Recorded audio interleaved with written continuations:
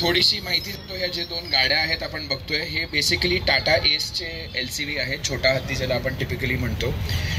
मागच्या वर्षभरात साधारण आम्ही पूर्ण एक टीम डेव्हलप केली इंडियामध्ये, सोलापुरात आणि पुण्यात, इलेक्ट्रिक व्हेकल टीम, ज्यांनी पूर्ण ग्राउंड अप ह्या व्हेकल्सला इलेक्ट्रिफाय करण्याचं काम केलं आहे. आणि मी आज प्राऊडली सांगू शकतो की ह्या व्हेकल्समध्ये ऑलमोस्ट 95% लोकलायझेशन आपण अचीव्ह केलेलं आहे. सो इंडियात बनलेले व्हेकल्स आहेत हे, पूर्णपणे डिझाईन्ड, सगळे पार्ट्स जे ह्यात लागतात इन्क्लुडिंग ह्या व्हेकलमधले जे सेल्स आहेत बॅटरीचे ते सुद्धा इंडियातच बनतात.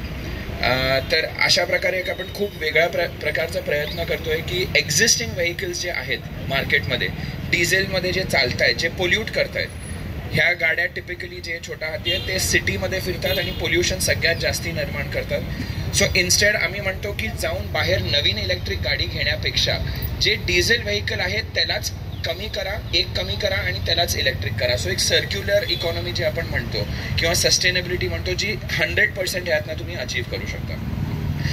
आता सध्या आपण एक प्लांट सेटअप केला आहे सोलापुरातच, ज्याच्यात ही इलेक्ट्रिफिकेशन जर्नी होते. गुलाब सरांनी तो प्लांट पाहिलेला आहे. टिपिकली आम्ही असा करतो की एका कस्टमरनी डिझेल व्हेकल आमच्या प्लांटमध्ये आत आणली तर 8 तासात तुम्हाला पुन्हा इलेक्ट्रिक करून मिळते ती. सो अतिशय फास्ट प्रमाणात आणि खूप एफिशियंटली हे केलं जातं.